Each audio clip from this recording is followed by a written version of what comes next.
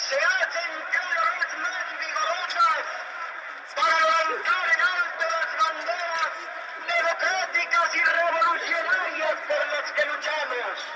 El gobierno, en estos históricos momentos, nos escucha y siente nuestra fortaleza organizada, disciplinada, combativa y entusiasta.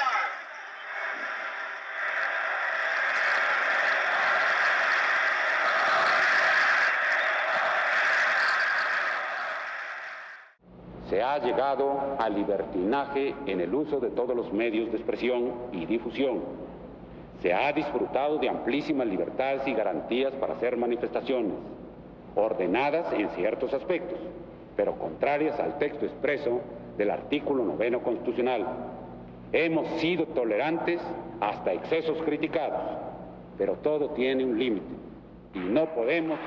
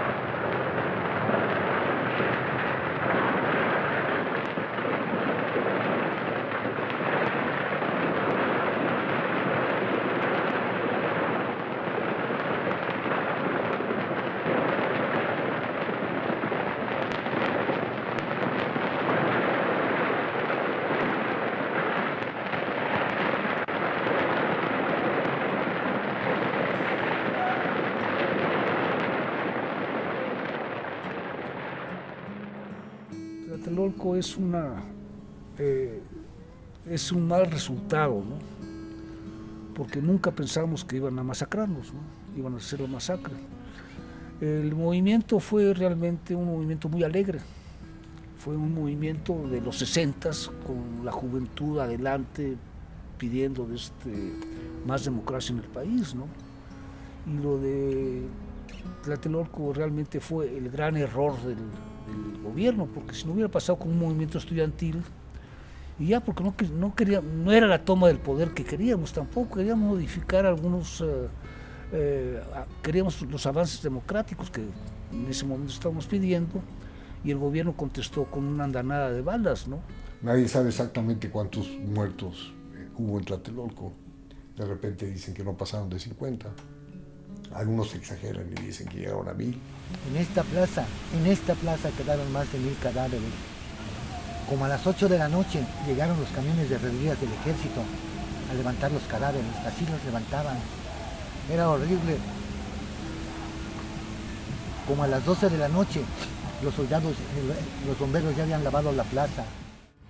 ¿Qué cantidad de gente? Híjole, la verdad es que perdimos la dimensión porque luego el tiroteo te cortó, luego te aislaron y bueno, no pude dimensionar, pero sí cuando vimos, pues fácil, ahí había unos 20, 30 gentes que ya se veía ahí en las baldosas de la plaza. Yo creo que es la gran lección que ha tenido México el siglo XX, ¿no? Así como fue la Revolución Mexicana, pues también esos 3 meses del 68 fueron los 3 meses de más intensidad que hemos tenido en estos últimos 60 años, ¿no? Manifestaciones hubo muchas anteriores de todo tipo, la del silencio, la que encabezó el rector Barros Tierra. En fin, hubieron muchas manifestaciones y no sucedió lo grave de que sucedió ese día 2 de octubre, que yo creo que esas gentes pensaron que era el momento indicado para hacerlo exactamente 10 días antes del inicio de las Olimpiadas. Tenemos más de 40 años ya con las películas que hicimos en aquel tiempo y afortunadamente con los pocos minutos que tenemos de la masacre tomadas en el piso de Tlatelolco, en el suelo, hemos logrado mantener la memoria de estos hechos funestos. Estos pequeño fragmento de la masacre no se compara con las 8 o 10 horas que tiene el gobierno secuestradas todavía nada más sobre el evento del 2 de octubre.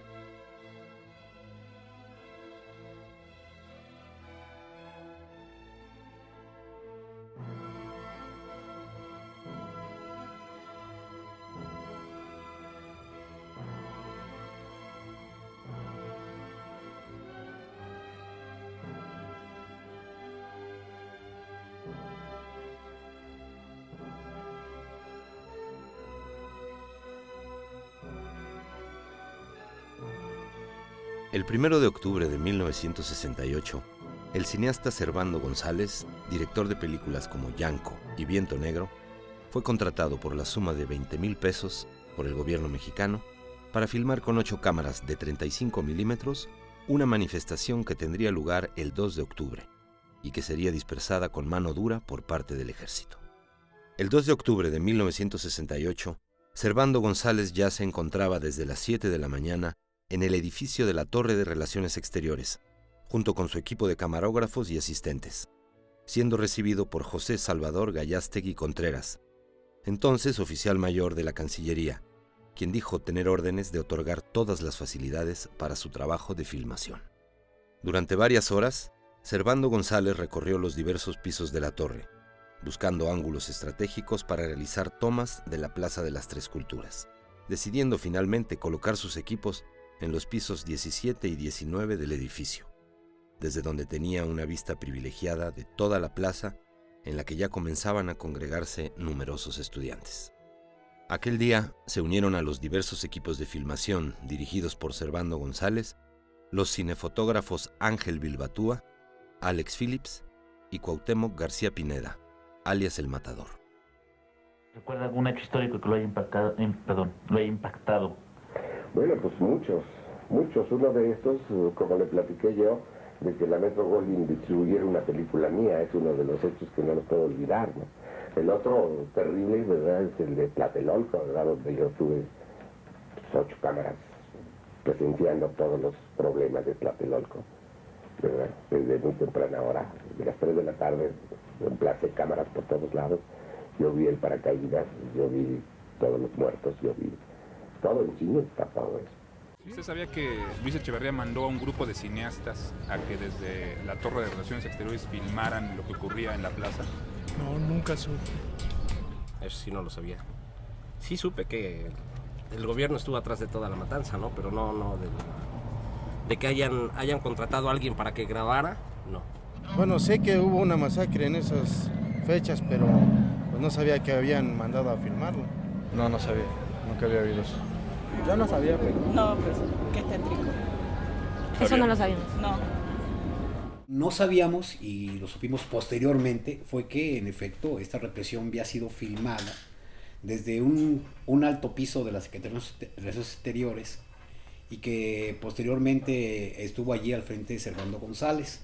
Con nuestras pequeñas cámaras de 16 milímetros, nosotros estábamos con los compañeros de la universidad y del Politécnico, y enfrente de nosotros veíamos al grupo de filmadores del gobierno con cámaras de 35 milímetros, con Arriflex muy bien protegidos detrás de la policía, detrás del ejército, que estaban filmándonos a nosotros, que estábamos en las manifestaciones.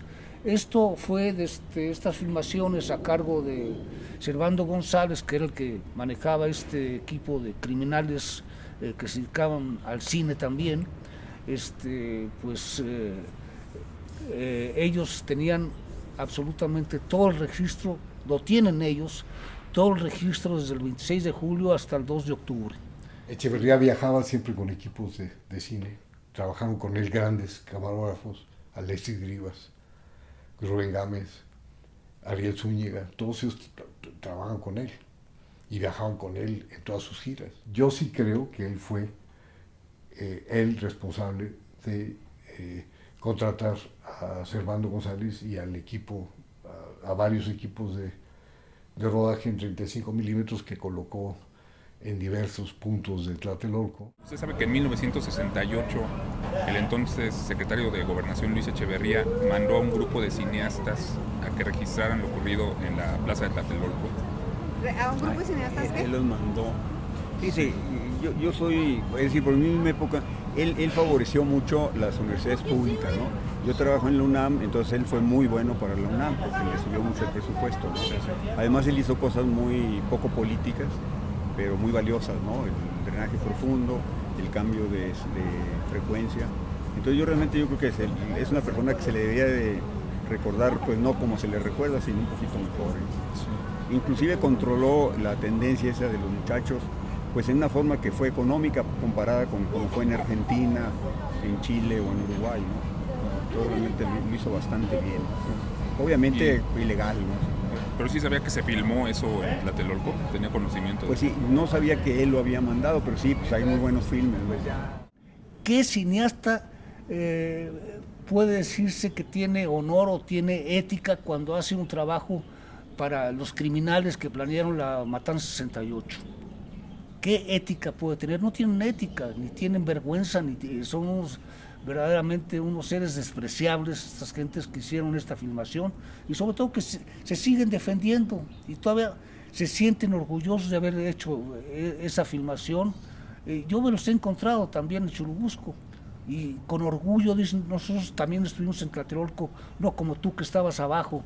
Bueno, eso casi es para mentarles la madre a estos cabrones, ¿no? Él siempre se manejó como lo que era el hombre de confianza de la presidencia, ¿no? Entonces, él tuvo muchos privilegios por esa situación tan servil y tan asesina. Cuando se cierran las puertas de la libertad, realmente pues se abren las de la violencia. Él siempre mantuvo se crecía de todo lo que pasó, cómo fue, porque el haber firmado para Gobernación, para Luis Echeverría en este caso directamente, manifestaba una cierta posición o lo etiquetaban dentro de una posición política de alguna forma. A Servando González lo conocí en el año de 1945 en los estudios CLASA. Ahí él se desempeñaba en el laboratorio como impresor y de ahí pues seguimos cada quien por su lado, Servando González haciendo documentales para el gobierno del licenciado López Mateos, con muy buen resultado, tanto que hubo un acercamiento muy bueno con el presidente y con su esposa. Porque si algo tengo es el grato, y la gratitud yo creo que es uno de los valores más grandes en el hombre. Y fui grato con el señor presidente López Mateos hasta su muerte, lo llevé al cementerio y también a la ciudad de López Mateos estuve pendiente de su enfermedad hasta que murió la señora. Estamos aquí en el elevador subiendo hacia el piso 17 del edificio de la Secretaría de Relaciones Exteriores. Se está abriendo la puerta y este es el piso 17 donde estuvo Servando González aquel día.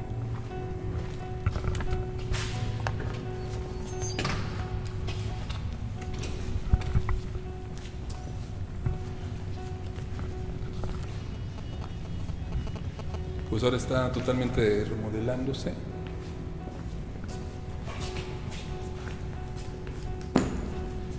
Pero todavía se puede ver aquí la línea de los cubículos que había en esa época. Justo aquí estaban trazados.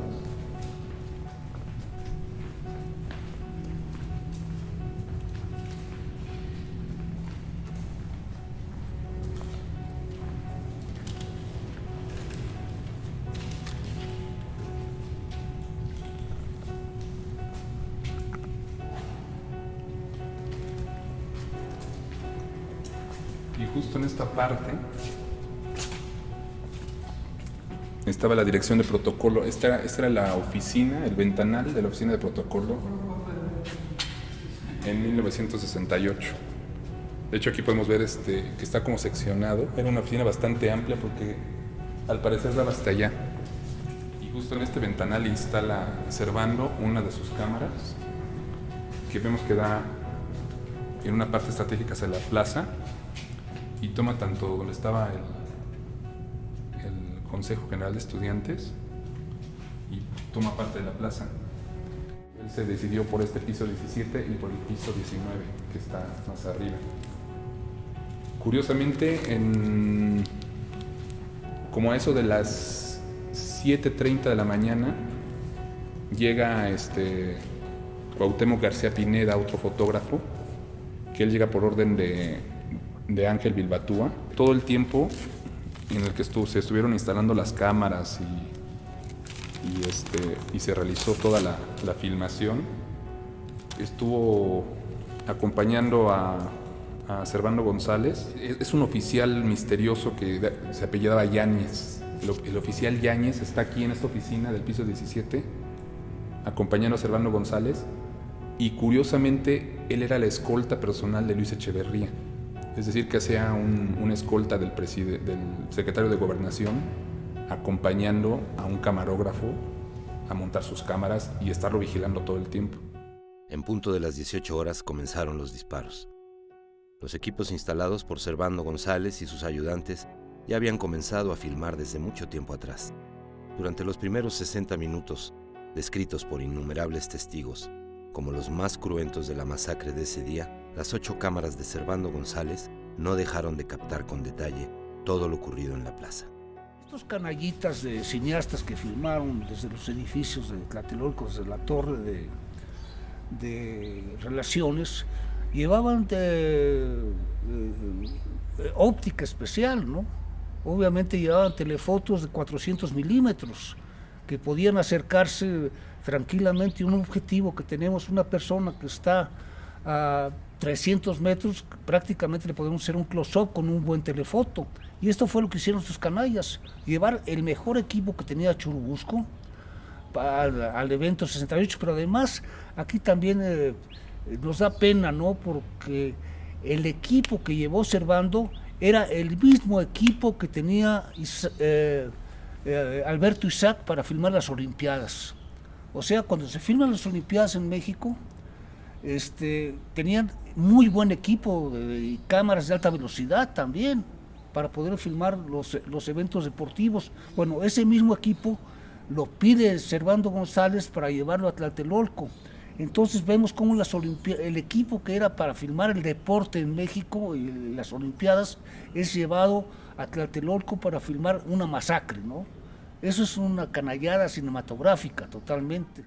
En la carta enviada al responsable de la columna La Ciudad de Ayer, del periódico El Universal, a finales de 2001, un testigo anónimo aseguró haber sido parte del equipo de Servando González aquel día, además de tener información sobre el revelado y posible destino del material. La veracidad de la carta parece confirmarse al describir con exactitud hechos que serían dados a conocer 2 años después, en septiembre de 2003, en la declaración pública realizada por el ex oficial mayor José Salvador Gayástegui Contreras. El presunto ayudante de Servando González, quien firma la carta con el sobrenombre de Don F., manifiesta su profundo arrepentimiento por haber participado en el registro fílmico de aquella matanza, y menciona que entre una de las terribles escenas que presenció y que lo marcaron el resto de su vida fue el ver morir a una bella joven de abrigo rojo que corría entre la multitud. Sería a partir de la carta que recibo en 2001 del supuesto colaborador de Servando González, aquel 2 de octubre de 1968, que me interesaría realizar una investigación más amplia sobre los hechos que narraba en aquel texto.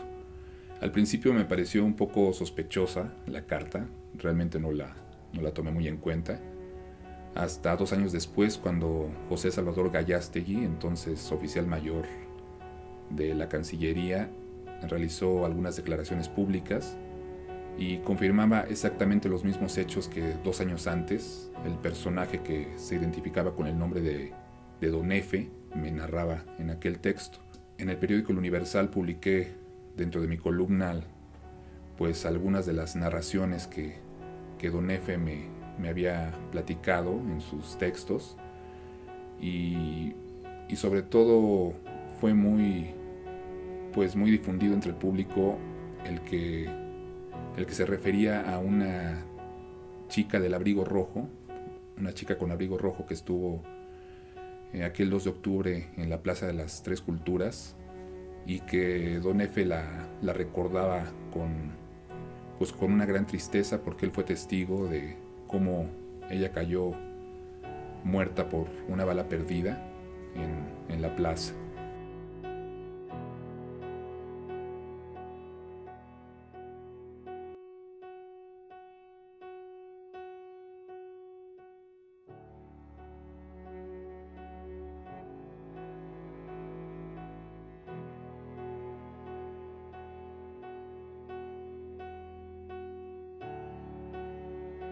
¿Nunca vio a una chica de abrigo rojo correr entre la multitud? La que cayó ahí. Sí. ¿Sí la vio? Sí.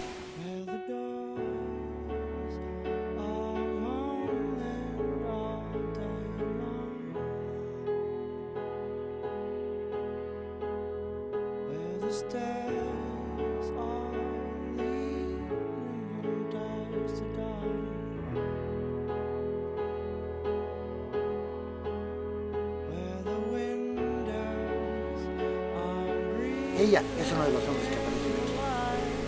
Al parecer no la pusieron. Sí la pusieron después, ahí está. Después de Rosalino Martín Villanueva, alguien puso su nombre. Alguien. 3 puntos.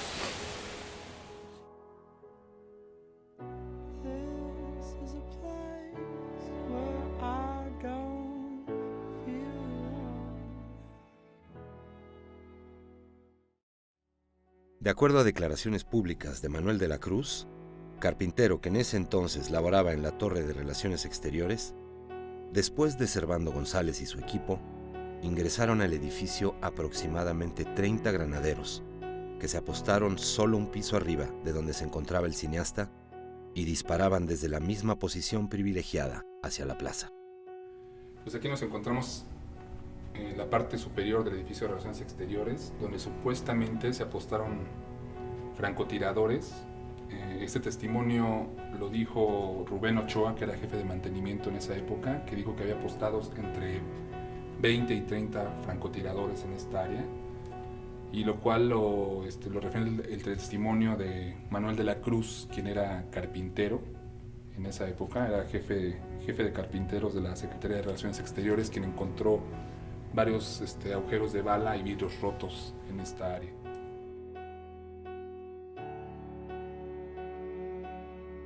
Él estuvo en ese problema precisamente en uno de los edificios y vio todo absolutamente, y hubo una persecución tremenda para atraparle, quitarle el material, que nunca lo lograron. Pero ocurre algo, que está el oficial de transporte, Mario Landín, que en esa época manejaba una moto, y está parado justo aquí es donde está François. Está parado justo aquí. Cuando una bala entra, rompe el ventanal y lo hiere en el vientre. Él cae herido al suelo. Cuauhtémoc García Pineda, según su declaración, él corre desde este lado de la oficina y lo arrastra fuera del fuego.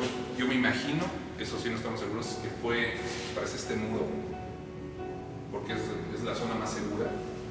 Él lo arrastra y él está aquí, y al parecer el agente que los está custodiando todo el tiempo pide ayuda por radio, ¿no? Entra un médico con bata blanca y que en la mano tenía un guante blanco, que era lo que, según testigos, distingue al batallón Olimpia, y en esta parte le dan primeros auxilios a Mario Landín.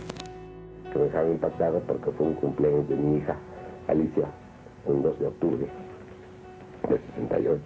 Entonces nos esperaban en un restaurante para cenar con la hija y todo. No pude llegar.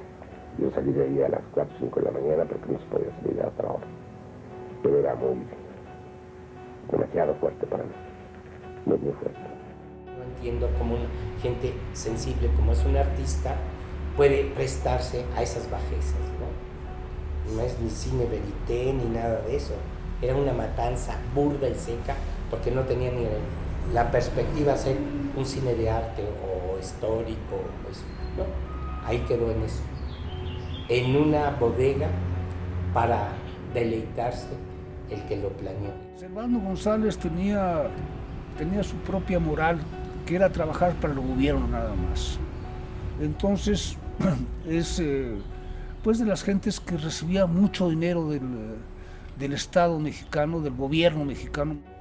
Era un cineasta demasiado ligado al poder y nosotros lo veíamos en los Churubusco. Tenía ahí su despacho, se llamaba Estudios Yanco, Producciones Yanco se llamaba su productora, y tenía, era muy amplia ahí sus oficinas y tenía mucho, no producía, pero tenía unas oficinas, entonces era muy sospechoso. A lo mejor él sí fue premiado posteriormente por haber mantenido ese secreto y haber,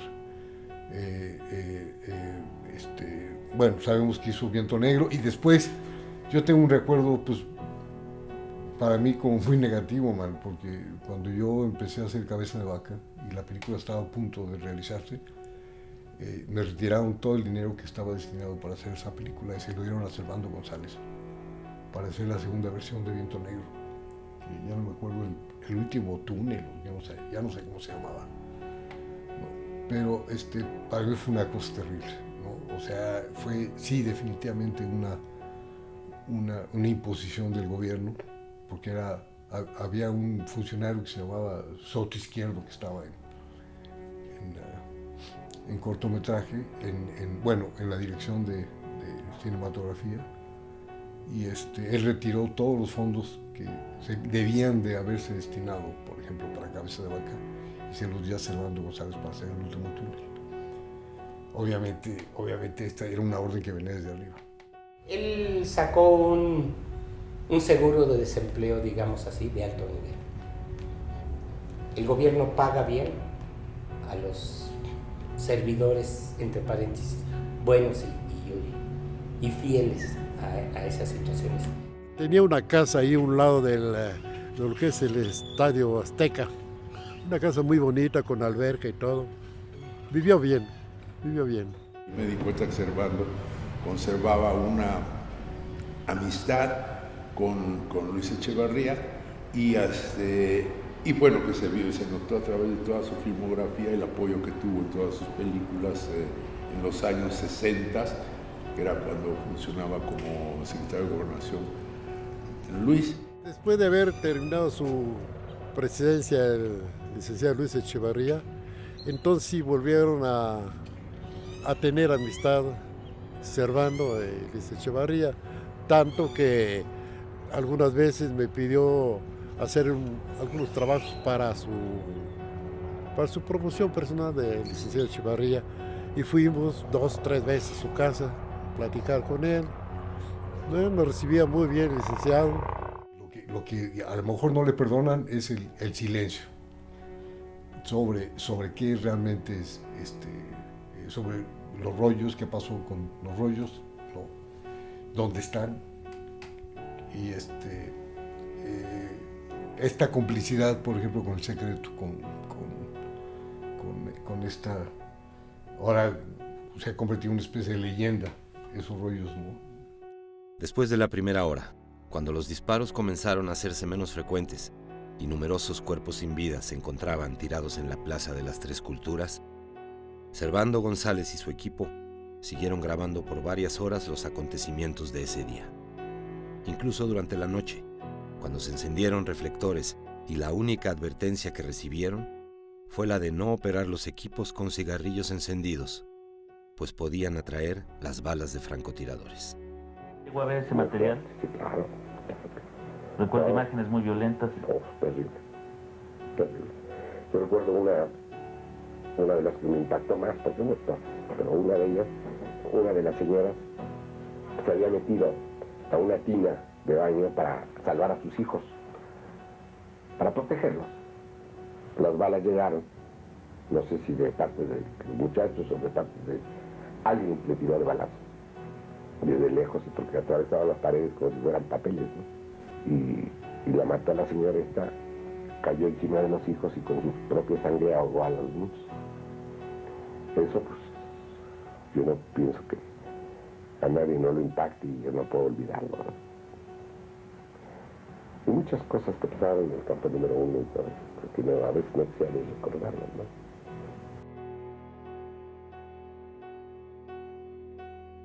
Servando González y su equipo fueron sacados del edificio en una camioneta en punto de las 3 de la mañana del 3 de octubre, portando en el maletero del vehículo sus equipos y los más de 14 rollos de película de 400 pies, de las más de 8 horas de filmaciones de la masacre registrada durante ese día.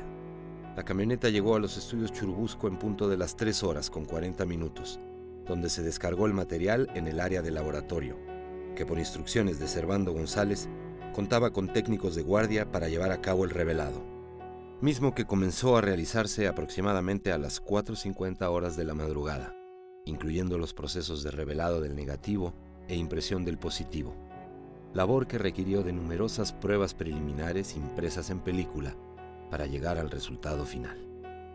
De acuerdo a testimonios públicos de Servando González, en punto de las 7 de la mañana llegó hasta los laboratorios de Churubusco una comitiva de aspecto militar a recoger los materiales, exigiendo tanto el positivo como el negativo aún instalado en las máquinas de revelado. Pero al parecer nadie reclamó las numerosas secuencias de la filmación que habían sido impresas como parte de las pruebas del positivo y que, según la carta enviada al columnista de El Universal por el presunto colaborador de Servando González, sumaban aproximadamente 60 minutos de material y fueron guardadas por los técnicos en una lata con una contraseña, misma que sería llevada años después para su propia seguridad a las bóvedas de la Cineteca Nacional, con el pretexto de que devolvían un material prestado, acción al parecer ignorada por el propio equipo de Servando González. Se habla de unos materiales de muchos pies de película, 17,000, 15,000, hay una cantidad estratosférica de materiales que seguramente, según los testimonios que sabemos, fueron recogidos por el ejército. Hasta donde llegó es que el material que se filmó en ese momento por parte de Servando se fue al estudio Churubusco, desconozco si se reveló o no se reveló y qué fue de él posteriormente. Estaban preparados para recibir con los tanques preparados de revelado para revelar inmediatamente. Este proceso lo hicieron en menos de 3 horas o 4 horas, incluyendo el secado de los negativos y de los positivos y todo, porque tenían que llevarse los negativos, los positivos a que los proyectaran en Gobernación. Hay información de que Echeverría estuvo en la madrugada de ese día ya esperando los rollos. Esa noche hubo una guardia especial, estaban allí los del laboratorio de los Churubusco, estaban allí gente especial y aparte llegaron los militares con los materiales para que se revelase y que ese material incluso posteriormente lo vio el secretario de Gobernación, Luis Echeverría, porque yo no creo que lo haya visto Díaz Ordaz porque Díaz Ordaz estaba en Guadalajara. Para que hayan retirado de alguna manera todo el material de Churubusco, pues se requiere una persona que sepa. Porque te pueden decir, haz de cuenta, pues retiramos los negativos. Pero ¿qué tal si hicieron copias de prueba, por ejemplo, ¿no? Una primera copia y una segunda copia? Porque generalmente en la primera nunca salen las cosas bien, o nunca salieron muy bien. Finalmente, los soldados que estuvieron allí cuidando el trabajo, pues no tenían la mínima noción o conciencia del trabajo que estaban haciendo los de laboratorio a la hora de copiar y todo tipo de cosas, ¿no? Entonces pudo haber alguien por ahí de una manera subrepticia haber sacado una copia o unas copias de algo de lo que estaba ahí. Un material que sigue existiendo puede ser una prueba o puede ser un testimonio que si no que diga toda la verdad, que determine quiénes fueron qué fue lo que pasó. Durante años, los rumores con respecto a que se había guardado material de 1968 en las bóvedas de la Cineteca Nacional creció como una leyenda urbana entre la comunidad de los estudios Churubusco. Servando González sostuvo hasta su muerte que él había entregado todo lo filmado aquel 2 de octubre de 1968. Sin embargo, en su carta, el presunto asistente escribió: se salvaron casi todas las pruebas del positivo y hasta algunos negativos. Casi una hora de película. Después de guardadas en la Cineteca ya no supimos dónde las pusieron. Queríamos desentendernos de ellas porque ya había sido mucho riesgo guardarlas, casi 7 años. Aquellas bodegas, aunque eran nuevas, eran un reverendo desmadre. Lo malo es que de vez en cuando venía gente muy rara a preguntar si podía haber quedado algún material de ese día, que si se habían hecho pruebas de revelado, que si las habíamos guardado en Cineteca, que ya sabían de los rumores, que no nos hiciéramos pendejos. A todos decíamos que no y que no. Y esas visitas siguieron durante los años 70 y principios de los 80. ¿Y dónde están esos materiales? No, pues esos materiales fueron entregados rápidamente a donde debían estar, que es la Federal de Seguridad, cuadro por cuadro. Yo no me quedé con nada. Yo no quería tener problemas con nada y menos con el señor presidente Díaz Ordaz. Sí fui un poco perseguido. Entonces, en ese momento, usted sabe, si yo tengo algo que pertenece al gobierno, además debería hacerlo así, pues, tendría trabajo por remedio, y no sé qué otro uso le podría dar, sin entregarlo. Yo lo trabajé en profesión, profesionalmente, por las tantas cámaras, aquí está. Y cuadro por cuadro entregué a la Federal de Seguridad todo el material. Y ellos, el gobierno lo tiene. Políticamente el gobierno quería quitar ese material, pero no lo lograron. No, él lo guardó muy bien. Creo que se habla dice por ahí que unos de esos materiales estaban en Churubusco o estaban en las bóvedas de la Cineteca Nacional en los años, por ejemplo, 80, 81, 80, a veces 82, antes del incendio. A mí me llegaron los rumores de que estaban en las bóvedas y que pues ahí estaban. Y después yo vivía muy cerca ahí en Churubusco y oímos la explosión y inmediatamente así dije, si es que existían los rollos, me imagino que esto, pienso yo, esa es una apreciación muy personal, de que fue intencional.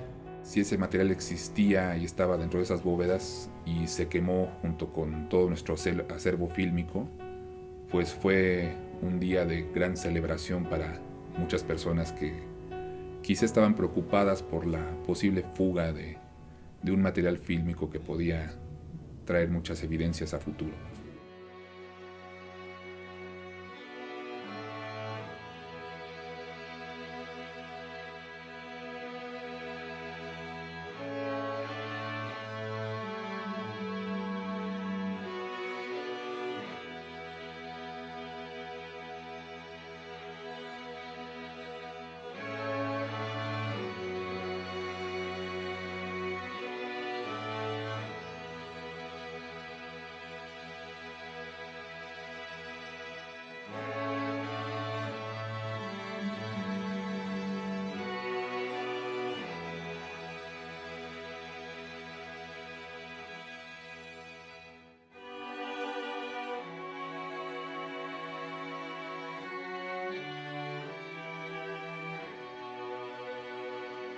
Se dice que el destino no carece de ironía, y el 24 de marzo de 1982, mientras en la Sala Fernando de Fuentes, de la antigua sede de la Cineteca Nacional de la Ciudad de México, se proyectaba la película La Tierra de la Gran Promesa, comenzó un incendio que consumiría una buena parte del legado cinematográfico de México. Está usted viendo atrás de mí es la Cineteca Nacional y le puedo garantizar que no se está proyectando ninguna película de incendio y que tampoco la están filmando atrás en los estudios Churubusco. Efectivamente, la Cineteca Nacional, ubicada en Río Churubusco y la calzada de Tlalpan, se está incendiando en estos momentos. Lo que le estoy contando no es ningún informe policíaco y tampoco es un informe del Cuerpo de Bomberos. El equipo de 24 horas, Evodio Vilchis y Juan Cano, camarógrafos, nos dirigíamos a cumplir con una orden de trabajo cuando de repente vimos que en el cielo había humo de color amarillo. No supimos de qué se trataba, pero más tarde, a las 6:55 de la tarde, pudimos presenciar una explosión aquí atrás en la Cineteca Nacional. Al parecer fue un generador eléctrico. En el momento de la explosión había gente dentro de la Cineteca Nacional. Como usted sabe, hay una sala grande y varias pequeñas donde se están proyectando varias películas. Desconocemos al momento de pasarle este reporte qué fue lo que ocurrió con todas esas personas. Alrededor de unas 1000 personas se pudieron encontrar en el interior de la Cineteca Nacional. Ese día estaba programada desde hacía tiempo, tenía ya unos meses, una película excelente de Andrzej Wajda, que se llama La Tierra de la Gran Promesa. Y en una de las secuencias, exactamente de la quemazón de unas fábricas. Yo no sé si en el momento en que hay la quemazón de la fábrica, vino la explosión, y la gente que estaba dentro pensaba que que tenía que ver con la película, y no que atrás o allá arribita estaba quemando la Cineteca. Y nunca supimos cuánta gente quedó ahí. Yo recuerdo haber estado en clases, las clases en el CUEC eran por la tarde, y de pronto recibimos una llamada de un egresado, Jorge de la Rosa, que estaba histérico, llorando, informándonos que estaba quemándose la Cineteca. No lo creímos porque, en fin, era un personaje muy curioso, muy chistoso, y pensamos que era una broma. No lo era. Y de pronto se me pararon los pelos de punta porque mi hijo estaba viendo, mi hijo de 15 años, Rodrigo, estaba viendo el ciclo completo de Wajda. Tenía varios días de estar yendo todas las tardes a ver esas películas, pero por fortuna ya había visto La Tierra de la Gran Promesa y no fue a verla. Sí recuerdo que llegó Fernando del Moral y nos dijo: no se preocupen, hay un incendio, hay humo en la escalera principal, bajen por la otra escalera, ¿no? Entonces se suspendió la proyección, nos bajamos por la otra escalera. No no fue tratado como de gravedad, ¿no? Había humo, era lo que nos dijeron. Entonces nosotros nos salimos de ahí para evacuar la gente del Salón Rojo, de la parte de arriba.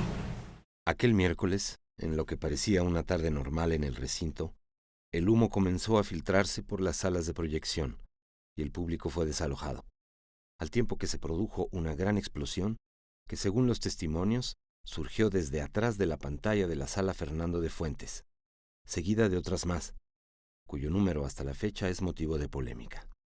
Algunos afirmaron haber escuchado 3 estallidos y otros testimoniaron 7 de ellos ocurridos en secuencia. Tenemos una llamada telefónica, ¿sí, Reina? Sí, señor, es una llamada de Daniel Flores Meneses desde el lugar del incendio. Está por el número 1, se lo paso. Daniel, ¿sigue el incendio? Sigue el incendio, señor licenciado, ya lleva prácticamente 5 horas.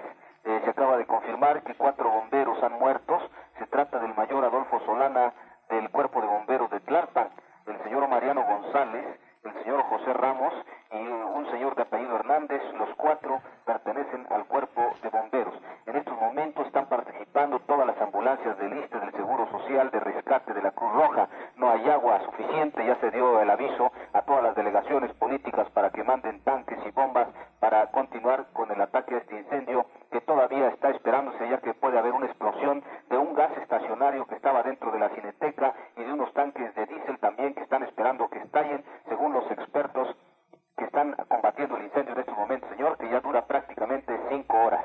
Quiere decir que además de que pueda estallar el estrato de las películas almacenadas, puede estallar también un tanque de diésel y además un tanque de gas. Así es, señor, se calcula que pueden ser el nitrato de plata, lo ocupan casi 4,000 películas antiguas que tenía la Cineteca Nacional, que es un tesoro invaluable para el cine nacional, señor.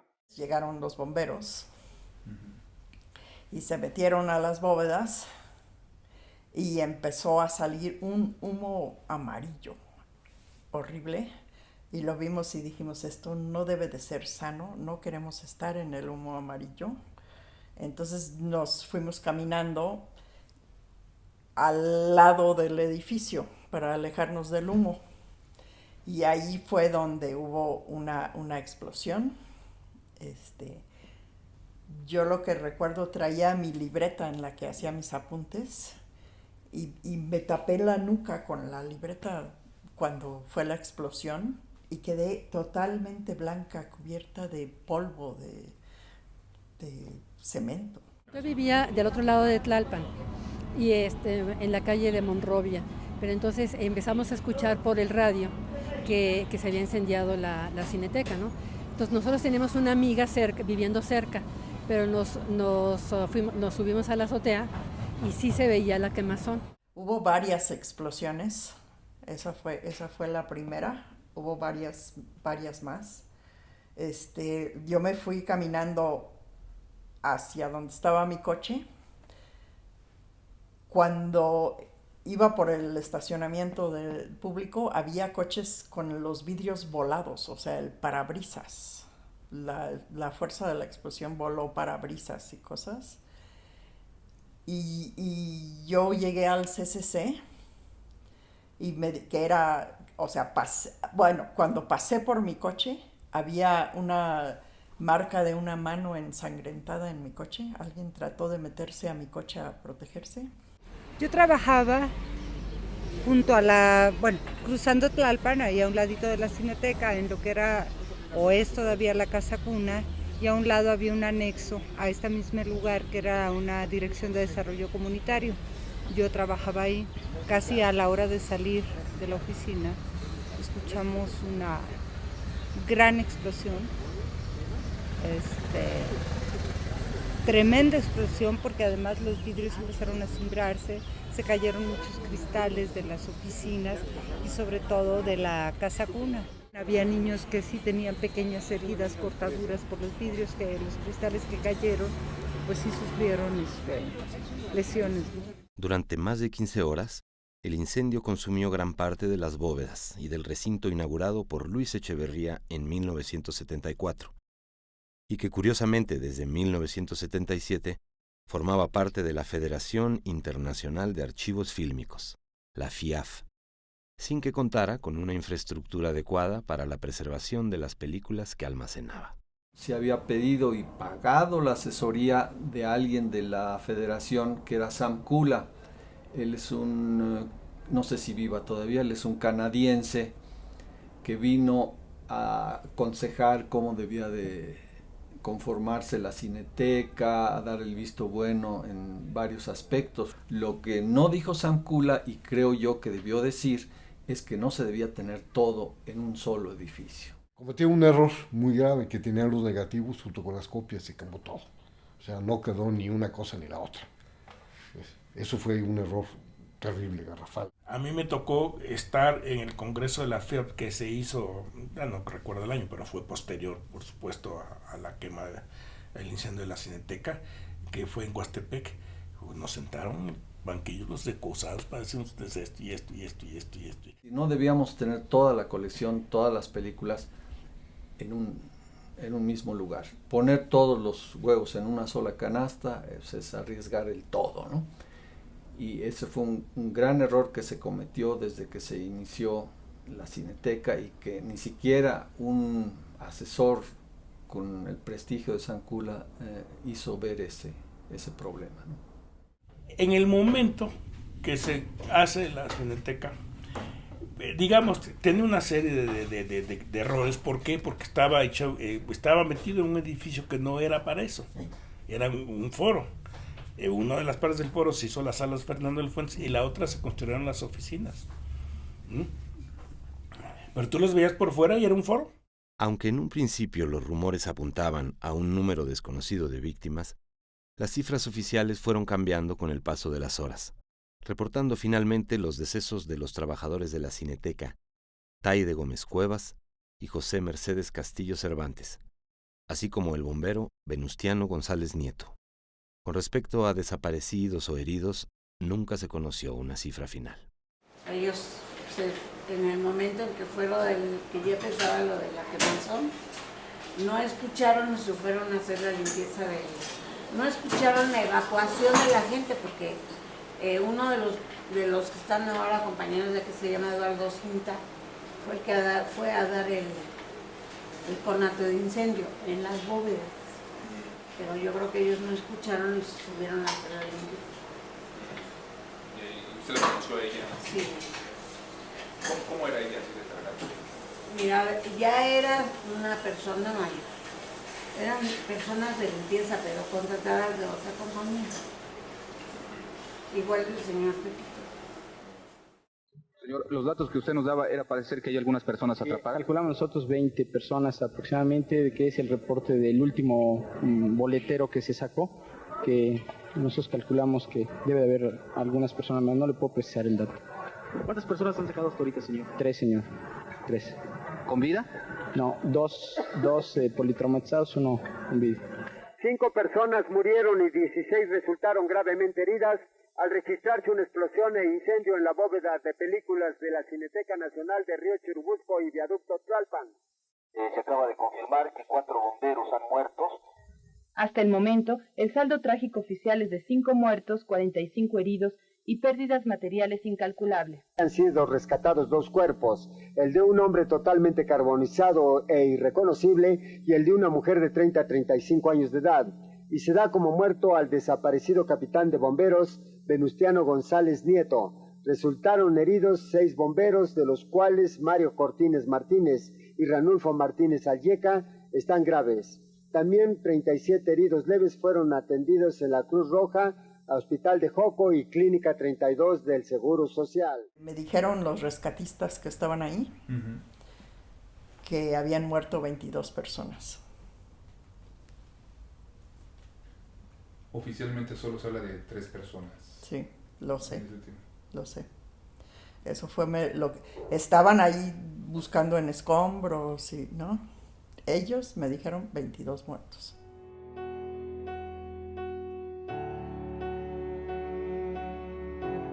Había una sala con una función al público.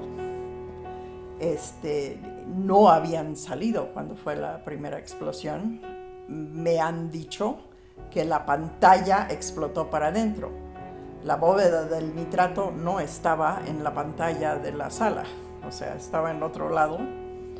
Dicen que la pantalla explotó para adentro y dicen que la gente que salió de la sala salió caminando sobre gente tirada. Era muy difícil acceder, eso es lo que platicaban los bomberos, ¿no? Yo los veía salir con Disney, ¿no? Y no podían entrar, ¿no? Digo, había zonas en las que no podían todavía acceder. Las cifras que nosotros teníamos que sí eran altas en la cuestión de los heridos y sí había por lo menos unos 3 o 4 muertos y efectivamente había un bombero, pero me parece extraño, ¿no? Porque finalmente la vida cotidiana en la Cineteca a esas horas, a pesar de que creo que hubo tiempo para evacuar y etcétera, no sé, me cuesta trabajo. Mientras el heroico cuerpo de bomberos luchaba por apagar las llamas del incendio, que se prolongó por casi 10 horas, comenzaron a circular teorías improvisadas sobre aquello que pudo haber provocado el siniestro. Desde un cortocircuito, la explosión de una estufa en el restaurante de la cadena Wings que operaba en el lugar, así como la que sería adoptada como la causa oficial durante décadas. La explosión del material fílmico de nitrato, considerado altamente inflamable. Estaba el material de nitrato con el material de acetato, cosa que además no deben estar juntos. Son diferentes condiciones, técnicas y eso. Y pudo haber hecho una explosión. Todo lo que pasó en Cineteca nunca se aclaró. Nunca se aclaró. Y había muchos rumores que si había esto, que si había el otro, que esto y que el otro, que vieron. Discutíamos, hacíamos diagramas, todos estábamos muy clavados en lo que había pasado y cómo había estado y todo el mundo se contaba cosas. Nunca oí una versión que como que realmente fuera convincente. Era un material que estaba en mal estado ya, se había empezado a encoger, porque además hay que decirlo, el nitrato es un material inventado por el demonio en persona, una vez que se empieza a descomponer, tira gases muy, muy nocivos, muy dañinos, pero aparte cualquier cosita que le pase, si sueltan fuerte una lata o cualquier cosa, se puede prender. Y una vez que se prende, no se apaga con nada. Lo puedes echar en una alberca con agua o con químicos, se sigue quemando. Lo puedes enterrar, se sigue quemando. Entonces es un material peligrosísimo realmente. Y había bastante de eso. Fue una donación que no sé muy bien qué cosa era, pero estaba empezándose a clasificar y todo eso, pero de manera bastante irresponsable se guardó ahí mismo, ¿no? Sí. No en las bóvedas, estaba en otro lado. Sin embargo, aquella versión sobre la supuesta explosión del material de nitrato quedaría en entredicho ante las declaraciones de diversos funcionarios, que días después visitaron las instalaciones y encontraron la mayor parte del material de nitrato de celulosa sin evidencias de haber estallado, así como los testimonios de los propios trabajadores de la Cineteca, que posteriormente se encargaron de catalogar el material que se había salvado. Duramos un buen tiempo revisando ese material. ¿A ti te tocó todavía, Oscar? Oscar, ¿el material quemado tú llegaste a revisar todavía? Sí.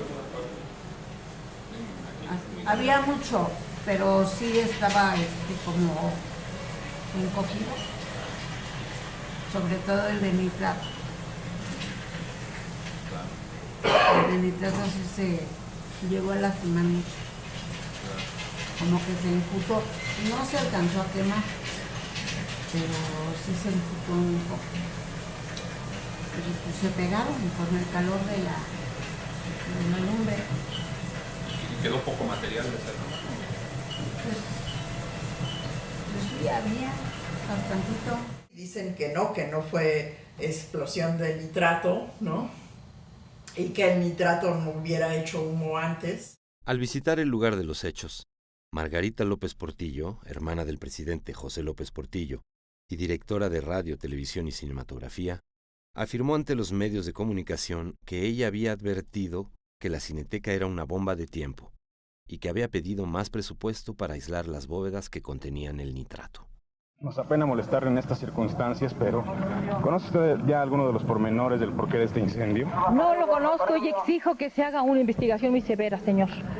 Naturalmente, yo sabía que debajo de este edificio, que se hizo, no me explico cómo, arriba de un arsenal de nitrato, porque está todo el arsenal de las películas mexicanas hechas con nitrato, las viejas películas mexicanas, abajo del edificio. Nunca se debió haber hecho este edificio así. Cuando yo me di cuenta y supe que estaban abajo, yo estuve trabajando aquí cerca y me enteré de cómo estaba la cosa. Yo venía muy seguido aquí. Entonces, varias veces a las altas autoridades les pedí que me dieran el presupuesto para hacer las bóvedas aislantes de este peligrosísimo material de nitrato. Lamentablemente, los tiempos se pusieron difíciles, no se entendió el peligro tan grave de esto y no me dieron el presupuesto. La última vez que se me negó fue hace 2 meses. Y entonces el señor presidente, don Juan Durán Chávez, el director de la Cineteca,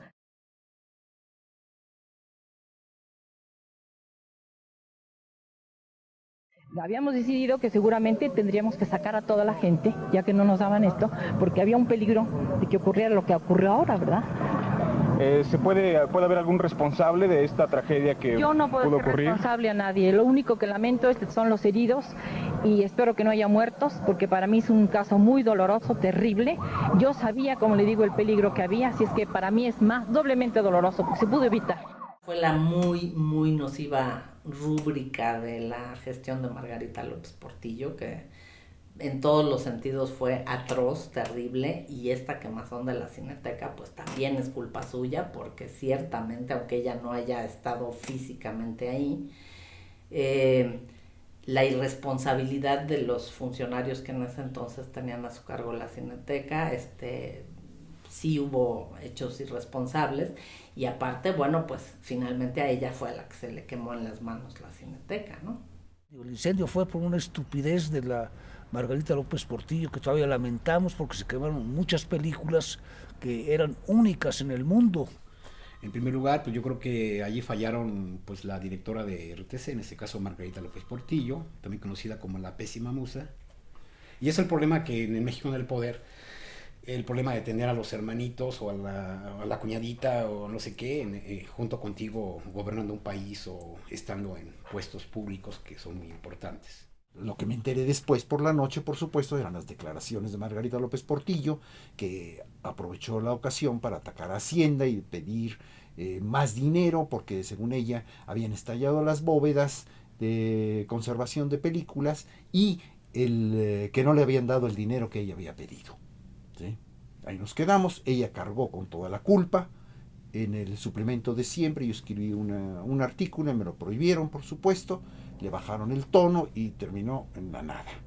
Nos llamaron a una reunión con Margarita López Portillo en un auditorio donde estaba RTC, donde estaba la oficina de Margarita. Nos reunieron en el auditorio y resulta que era que para la prensa esto era una reunión para que nosotros mostráramos nuestro apoyo a doña Margarita López Portillo, no al revés, que yo dije, pues no, ella nos va a demostrar el apoyo porque casi nos morimos ahí.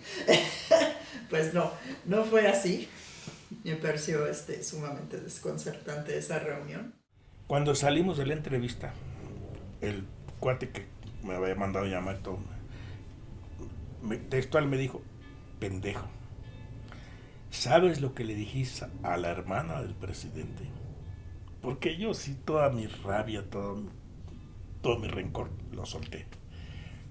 2 horas estuve monologando. Ella no habló. Señora, esto. Le dije, señora, ¿cómo es posible que usted, como cambiarse, no sé, la ropa interior cambia de directores de todas las dependencias a su cargo? Que todos han salido tan malos, o lo malo está por otro lado. El licenciado Víctor Roberto Fuentes y Fuentes presentó hoy su renuncia al cargo de director de Información y Relaciones Públicas de Radio, Televisión y Cinematografía. La renuncia le fue aceptada. Por ejemplo, hasta donde se sabe, tampoco estaba el seguro, se había vencido y no lo habían renovado, el seguro de la Cineteca. Y otra cosa es que se supone que los aspersores, los tanques de agua estaban vacíos. Eso es irresponsabilidad. Y cuando la irresponsabilidad se une con la pendejez y la mala leche, pues olvídate, se queman las cinetecas, ¿no? La noticia en verso con Tacho.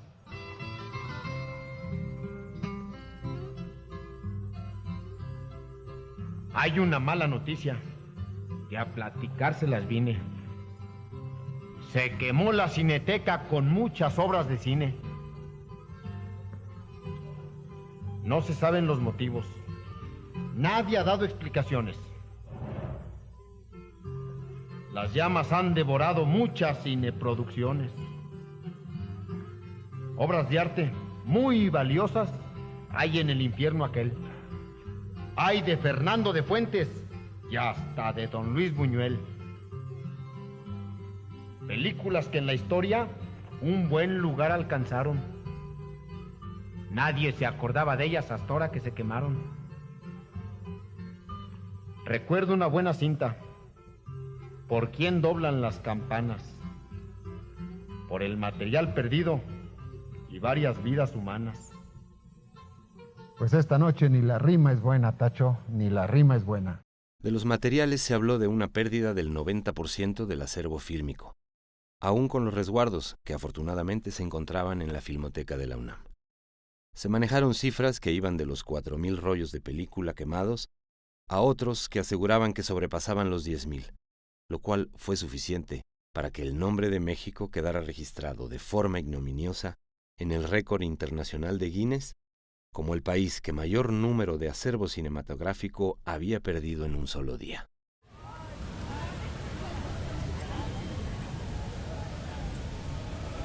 ¿Sabías que en 1982 se quemó la Cineteca Nacional?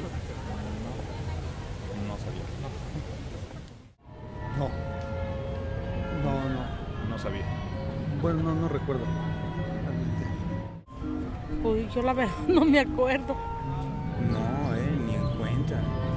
No sabía. No veo muchas películas.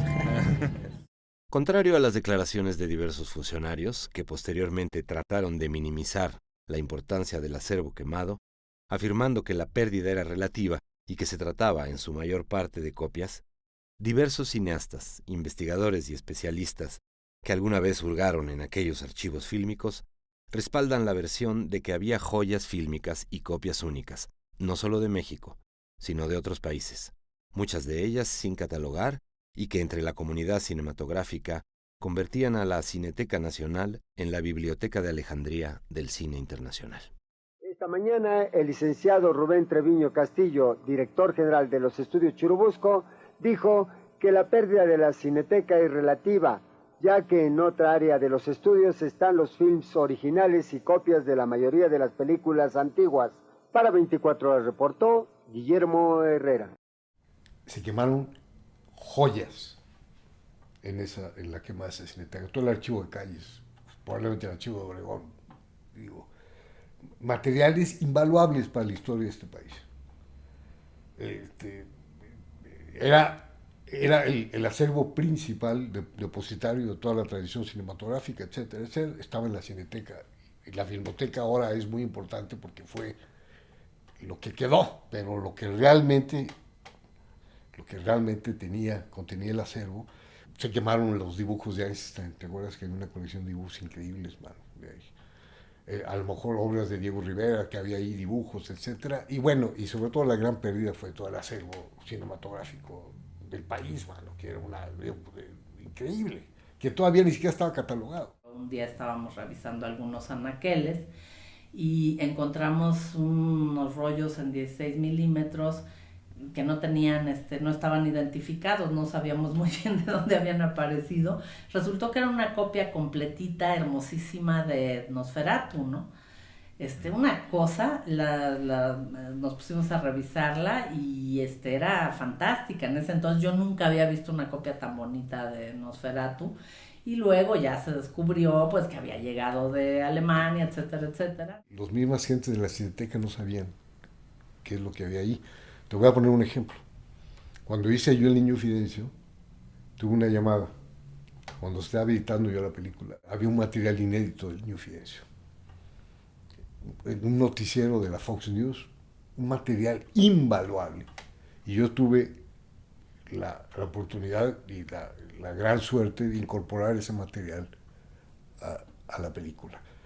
El material del Niño Fidencio, el que te hablo, se quemó.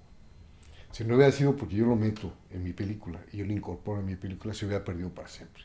Se tenían algunas piezas que se usaron en la película Santa, por ejemplo, la versión ya sonora. Se tenían stills muy valiosos, algunos donados, por ejemplo, Tintán había donado una buena parte de stills. Y teníamos de películas de Contreras Torres, también una colección de stills y de documentos que ahí pues se echaron a perder, ¿no? Con el incendio, se perdieron para siempre. Mi amiga Lonka Becker, representante de actores de hace muchos años, tenía muchísimas fotos de actores y actrices de muchos años atrás. Entonces yo la convencí que lo donara a Cineteca, me pareció el lugar idóneo para que estuvieran estas fotos, y esas también se quemaron, esas sí se perdieron. Eran materiales fílmicos que reflejaban algo en algún momento de la historia y de la cultura, y sí se dedicó, yo me acuerdo que se revisaban material de latas que habían encontrado en la colonia no sé qué, en un garage. Me pidieron que hiciera subtítulos para un ciclo de Fernando de Fuentes que pasó en el Museo de Arte Moderno en Nueva York. Yo estaba muy orgullosa y dice, vámonos con Pancho Villa y el compadre Mendoza. Y después del incendio de Cineteca me dijeron que se habían perdido las películas, pero se habían conservado los papeles con mis subtítulos. Me pareció terrible. El daño cultural fue terrible. Es como si como si se destruye el códice florentino, ¿no? O lo que hicieron los frailes con los códices, ¿no? Lo que se perdió de toda la sabiduría y la historia del México prehispánico, lo que se quema en un incendio en una biblioteca. No, en México tuvo proporciones terribles. Yo me acuerdo que yo lloré, bueno, cuando eso sí. Yo trabajaba ahí, mano. Entonces yo a veces me permitían entrar a las salas de proyección y ver los materiales que habían descubierto. Había una colección de películas pornográficas pintadas a mano que era una joya, mano. Había cosas increíbles, sobre todo cosas relacionadas con la historia de este país, ¿no? Y que se estaba inaugurando de alguna manera esta costumbre, esta muy buena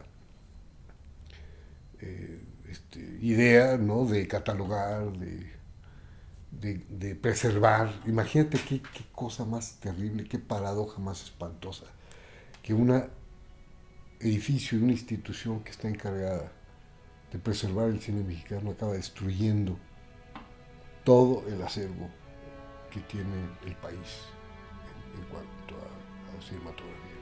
Fue la paradoja más grande del mundo, ¿no? Es como si agarras un cuadro de Leonardo y te piden que lo restaures y lo quemas, ¿no?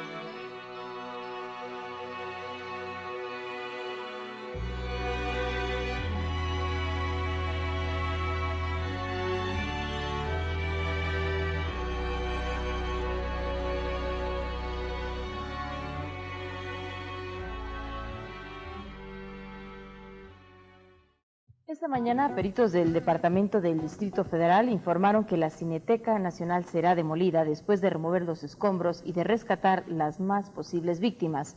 4 personas perecieron y 51 se encuentran heridas a causa del potente incendio que destruyó ayer la Cineteca. Los muertos son una mujer y 3 hombres, uno de ellos era el capitán de bomberos Venustiano González Nieto. Los heridos se encuentran en la Cruz Roja, en el Hospital de Xoco y en el Centro Médico Nacional. El siniestro se inició en el laboratorio de revisado de películas que se encontraba en el sótano de las salas de proyección y junto a las bodegas que guardaban entre 4 y 5 mil películas. Todas estas películas quedaron destruidas. El fuego fue sofocado a eso de las 4 de la mañana después de 9 horas de haberse iniciado. Se calcula que se utilizaron más de 3 millones de litros de agua para sofocar el incendio. Solo 6 meses después del siniestro, comenzaron los trabajos de demolición de las ruinas de la Cineteca Nacional, sin haber permitido en ese lapso el acceso a especialistas externos para analizar los escombros.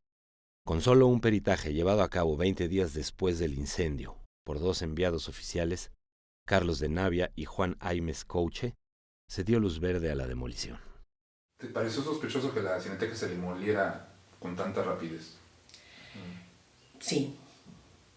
Te digo, ya no había nada que hacer porque efectivamente sí eran huecos y estaba inservible todo lo que estaba ahí. Se rescató, por ejemplo, buena parte del archivo, digamos, de supervisión. Se rescató, estaban ahí desde el primer documento de autorización para exhibir cine en México, estaba ahí desde el primero, el número 4 o 5 era para el automóvil gris, imagínate, ¿no? Estaba todo el archivo de la Dirección de Cinematografía. Eso se pudo medio rescatar porque no estaba en el área de la biblioteca, ¿no? Entonces eso sí nos dedicamos a rescatarlo, tuvimos que sacarlo en cajas, en fin. Pero ciertamente, pues sí, la demolición tan rápido sin haber hecho una investigación a fondo, pues claro que es sospechoso, ¿no? Es muy sospechoso que es como desaparecer las pruebas de un crimen. Digo, yo que estoy ahorita acostumbrado a ver las series de televisión, CSI y eso, pues realmente hay que ver las huellas, todo eso. Lo que pasa es que en este país estaba acostumbrado a todo lo que tiene prueba de desaparecerlo. Si estamos en una situación totalmente, ¿cómo se llama? De violentar la certidumbre de que la gente lo que pregunta se le conteste. Y que eso que uno pregunta sea verídico. Las voces que denunciaban las irregularidades y que mencionaban la posibilidad de un sabotaje comenzaron a alzarse en diversos ámbitos. Especialistas, cineastas y cinéfilos comenzaron a sacar sus propias versiones de los hechos y a formular hipótesis sobre lo ocurrido. Versiones de bombas, ¿no? Dices, pero ¿cómo? Entonces, si fuera así, la persona que puso la bomba puso humo media hora antes de la bomba, esto es ilógico, ¿no? Si era un atentado contra Margarita, que es lo que se comentó mucho, pues ella iba a llegar horas después, creo que era a las 8 de la noche el evento. Y que se pudo haber incluso ahí guardado material electoral, que en forma totalmente incorrecta, en las bóvedas que explotaron había material electoral. Yo nunca supe eso, pero por ahí también se rumoró. También se habló mucho de un atentado contra Margarita, ¿no? Que porque iba a ir a inaugurar no sé qué cosa, se habló mucho de eso, no lo sé, ¿no? Pero es muy extraño que haya estallado por la parte donde estalló y es un poco inexplicable, ¿no? De este lado estaba, digamos, las bodegas, donde estaban los talleres de reparación, de restauración, de conservación de las películas, y las bodegas donde se almacenaban las películas. Y de este lado, digamos, pasillo de por medio, de un vestíbulo por medio, estaba la sala Fernando de Fuentes. No dudo que el impacto de la explosión en alguna forma lanzó una llamarada. Yo la versión que escuché pues es que todo se inició en las calderas del Wings y se extendió a la bodega. Yo no creo que fue la parrilla del restaurante, yo creo que porque según yo cuando salí, o sea, según yo Wings voló después. Se decía por ahí que fue como una especie también de treta o de maniobra para ocultar el haber sustraído mucho de ese archivo para colecciones particulares, ¿no? Y es que allí había muchas cosas, allá obviamente había elementos, factores. Yo no me atrevo a decir que fue por los rollos, esos rollos del ejército que haya quemado la Cineteca, pero fíjate que es una posibilidad también, ¿no? Es otra línea de investigación, como dice la obra, ¿no? Hubo varias explosiones, o sea, la pantalla de la sala al público que había ahí, ¿qué podría haber explotado ahí? Y es que precisamente en la explosión que ocurre desde atrás de la pantalla de la sala Fernando de Fuentes, creo que se encuentra el gran misterio de lo que ocurrió en la Cineteca ese día. Además el nitrato estaba del otro lado, ¿no? Sí, no solo estaba del otro lado, sino que estaba un piso abajo de donde estaban todas las salas. Estaba en este punto. Sí, además las encontraron sin haber estallado. Las encontraron sin haber estallado la mayoría del material de nitrato. O sea, entonces, ¿qué ocurrió? A las 6:45, que es cuando todos los testigos dicen que ocurrió la primera explosión desde atrás de la pantalla de la sala Fernando de Fuentes, ¿qué había entre la pantalla y el muro exterior de la Cineteca?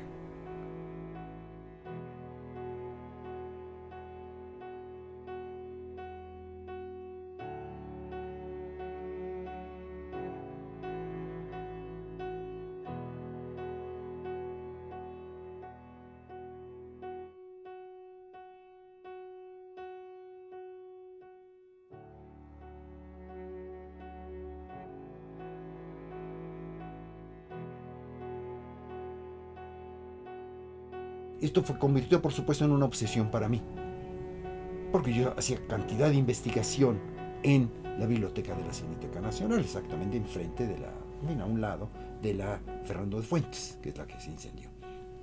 Entonces, lo que realmente yo sacaba en claro era que la pantalla, en el momento álgido de la película, había soltado una lengüetada de fuego seguido de varias explosiones.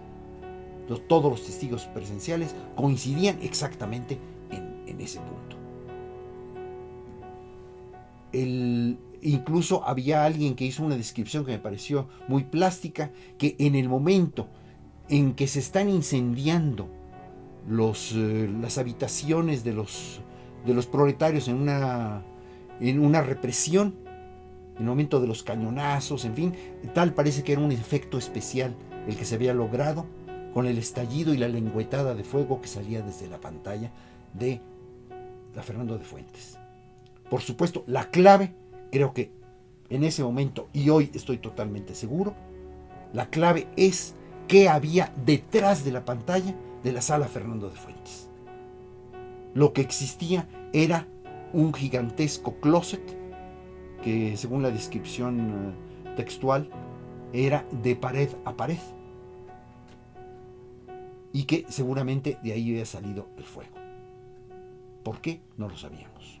La explicación me la dio casi 25 años después, de la manera más accidental, el segundo de a bordo de el director de cinematografía Jorge Durán Chávez, que se llama el doctor Marín, Francisco Marín. Me lo encontré ya muy anciano, me lo encontré en el parque Río de Janeiro, de la colonia Roma, y estuvimos platicando toda la mañana. En fin, ya era un jubilado, lo acompañé, digamos, a platicar en las bancas, en fin, hacer pequeñas añoranzas, lo que sea, y salió el tema de la Cineteca. Le digo, es que finalmente nunca sabremos qué es lo que pasó. Me dijo, no, yo sí sé lo que pasó. ¿Qué fue lo que pasó? Y me dio la clave. Él sí la sabía. Era lo que estaba dentro de ese closet, era una especie de, digamos, de las películas a ojo más valiosas de un lote de películas que habían llegado días anteriores desde el interior de la República. Tengo entendido que de Guanajuato, en fin, en el Bajío. Habían traído todos esos materiales, algunos de ellos de nitrato. ¿Qué sucedió con los materiales que llegaron? El coordinador de la Cineteca Nacional, Fernando del Moral, secuestró, como lo acostumbraba hacerlo, los materiales que él consideraba más valiosos y los metió dentro del closet. Porque él quería ser el primero en verlos, porque quería ser el gran investigador. Le habían dado por ahí algún premio en el Instituto de Antropología como preservador de películas, investigador, en fin. Por razones de, digamos, de vanidad, de poder hacer su trabajo por encima de todos los demás, valiéndose de su puesto, metió las películas en ese closet. Ahora, si son materiales de nitrato, y esto te lo digo como ingeniero químico, el material de nitrato, lo sabemos, es explosivo. Para que haya una explosión de una lata, se necesita, sobre todo, convertirlo en algo cercano a la explosión. La explosión, desde un punto de vista físico-químico, no es más que un movimiento acelerado de moléculas. Los rollos habían llegado en camiones, o sea, se agitaron durante en el transporte por carretera, por tierra, que es como llegaron. Esos materiales ya venían agitados. ¿Qué era lo que se necesitaba? Una mayor aceleración de las moléculas. ¿Por qué exactamente en el momento de mayor acción, en el momento en de los cañonazos, es cuando estallan esos materiales? Estallan precisamente por el ruido. El ruido finalmente también es algo que agita las moléculas. En ese momento se crearon las condiciones perfectas para el estallido. Entonces dijeron, salió una lengüetada de fuego, la primera lata que estalló, y después varias explosiones más de las latas que estaban contiguas. Y en ese momento se inició el incendio. Se generó efectivamente en la pantalla, detrás de la pantalla, y se propagó por los dos lados. ¿Sí? Tanto por el lado del closet como por el lado de la sala. Por supuesto, hubo una enorme cantidad de muertos, como sabemos, y, por supuesto, lo primero que yo le pregunté al doctor Marín fue, ¿y por qué, sabiendo ustedes lo que había sucedido, no lo declararon las autoridades? ¿Por qué dejaron que Margarita López Portillo diera la cara por algo que ella no había provocado? Es más, ni se enteraba de lo que le sucedía dentro de la Cineteca. Era una altísima funcionaria que no tenía mayor contacto con la gente. Entonces la respuesta fue contundente, porque era un personaje totalmente odiado y debía cargar en su conciencia y de cara a la historia con la culpa del incendio de la Cineteca. Y finalmente, ella es culpable de muchas cosas, por supuesto, de haber encerrado todo el cine mexicano y haberlo sometido a las torturas más pavorosas. ¿Sí? Vamos, los sobrevivientes no se atreven ni siquiera hoy en día a hablar de eso. Es culpable de todo, menos del incendio de la Cineteca. El verdadero culpable sigue vivo, tiene nombre y apellido, se llama Fernando del Moral. ¿Sí? Estas declaraciones las he hecho a varios periódicos, a canales de televisión, y jamás se han publicado.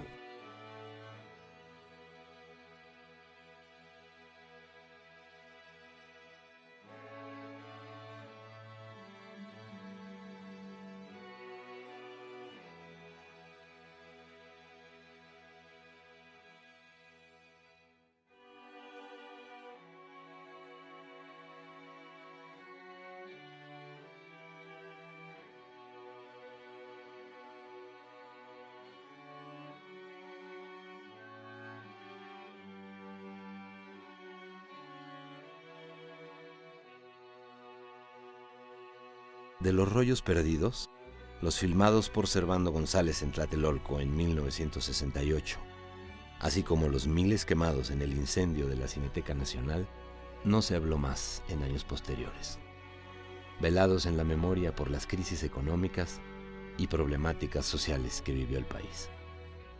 Se dice que la mejor forma de controlar a una sociedad es extender sobre ella el velo de la desmemoria. ¿Cuántos de nosotros estamos dispuestos a ver más allá de esa neblina? Una vez que sucede una tragedia como la que sucedió en la Cineteca, bueno, pues es obviamente hay que esclarecer eso. Yo no sé qué se puede rescatar y qué puede ayudar a que nosotros nos dejemos de rumores y de mitos y de cosas, ¿no? Y finalmente sepamos qué fue lo que pasó. Una mejor lección de cine, ¿no?, que alguien puede tener. Debe haber un memorial de la gente que falleció y realmente de saber por qué en manera tan irresponsable se manejó este hecho pues tan trágico. Yo creo que el incendio de la Cineteca, y no nomás para México sino para todo el mundo, sirvió como una lección de que teníamos que tener más cuidado con cómo cuidar los materiales que están en nuestro resguardo. ¿A qué lo atribuyo que haya habido tanto silencio? Pues no sé, te digo, creo que es algo como de inercia, ¿no? De que hubo esta especie de cállense, no digan mayormente nada, ¿no? Pero tantos años después que no haya habido un solo documental, que bueno, le doy la bienvenida a porque sí era muy necesario que alguien abordara el tema. A mí me parece un tema muy importante que a todos los cinéfilos y a los cineastas y a todo el mundo le tendría que mover algo, ¿no? Como para hacer algún testimonio. Somos como desmemoriados filosóficamente hablando, como premisa. Ya no se puede esconder la verdad ni se puede intentar ocultarla porque explotan, las verdades ya explotan. Los culpables y los cómplices deben permanecer en silencio, porque de alguna manera también participaron con su silencio a que no se esclareciera el caso. Qué bueno que exista esta preocupación de recuperar los rollos perdidos, pero no, yo creo que no tenemos solamente que recuperar los rollos, hay que recuperar la memoria, sobre todo, La memoria es muy importante. Probablemente nunca veamos estos rollos perdidos, pero tenemos memoria.